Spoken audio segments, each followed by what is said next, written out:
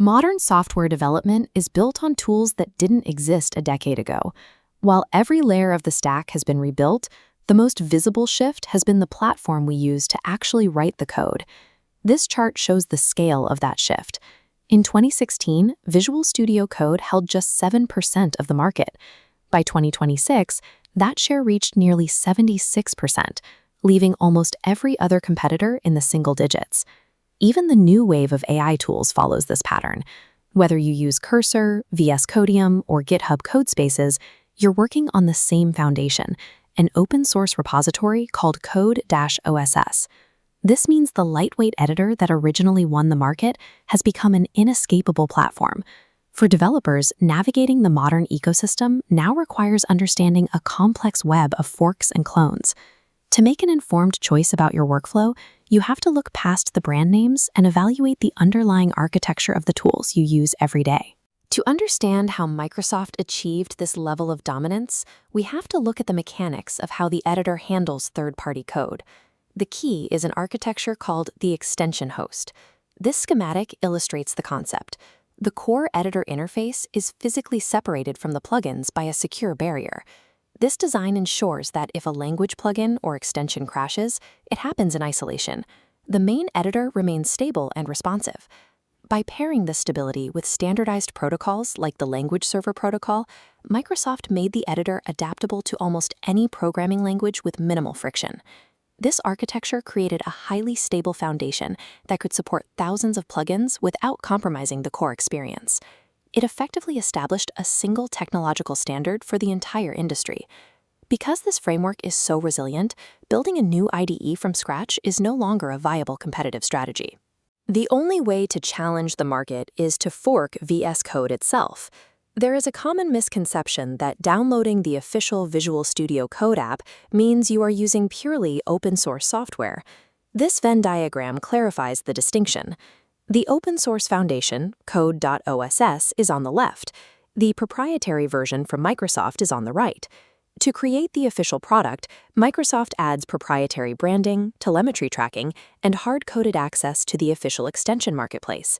For developers who require complete binary sovereignty and privacy, the community provides a bill called VS Codium. VS Codium uses the same open-source core, but runs build scripts that remove the Microsoft branding and telemetry at the binary level. Choosing this level of privacy comes with a trade-off. You lose legal access to the official VS Code marketplace, which can make finding and updating extensions more difficult. You have to weigh the value of escaping Microsoft's data collection against the friction of losing the proprietary ecosystem.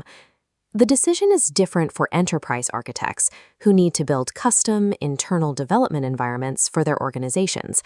A standard fork of Code.OSS is often too restrictive. The extension API prevents deep structural changes to the core architecture or the user interface. This is where Eclipse Thea becomes the relevant alternative.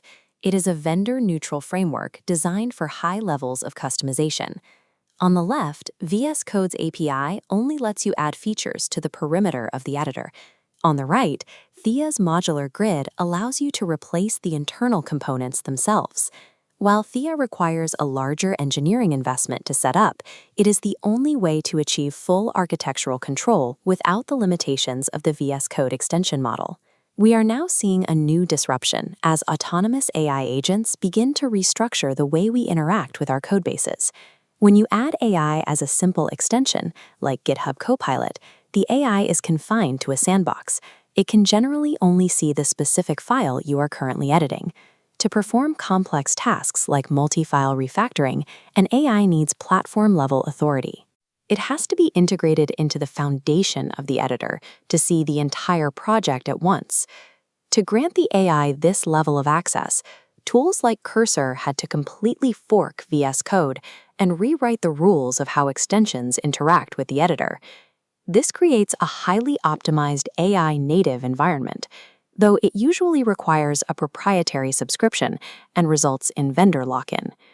The original, decoupled architecture that made VS Code stable is now being redesigned to accommodate the deep integration required for AI autonomy. At the same time, some power users are moving away from graphical interfaces entirely, viewing the traditional IDE as unnecessary bloat. Tools like OpenCode operate as terminal-first agents. They provide AI assistance directly in the command line without the overhead of a visual editor. OpenCode is provider agnostic, allowing you to use your own API keys for any model, which prevents you from being tied to a single AI vendor. This workflow offers maximum speed and flexibility, but it requires high proficiency with the terminal and gives up visual aids like inline diffs. As AI handles more of the implementation work, the developer workspace is returning to its minimalist command line roots. Choosing the right environment depends on prioritizing friction, privacy, and control. For a frictionless setup with integrated AI, the direct path is VS Code or Cursor. To avoid telemetry while keeping your workflow, the data leads to VS Codium. For an enterprise needing a custom, deeply integrated internal tool, the logical choice is Eclipse Thea. And if you require raw speed and the ability to use any AI model directly, you should look at OpenCode. Every option involves a specific trade-off. The goal is to align your tool's architecture with the actual constraints of your project. The era of the monolithic, all-in-one workspace is rapidly fracturing into a diverse collection of highly specialized toolkits. While VS Code dominated the last decade by being a universal standard, the current era is shifting toward tools that prioritize deep specialization.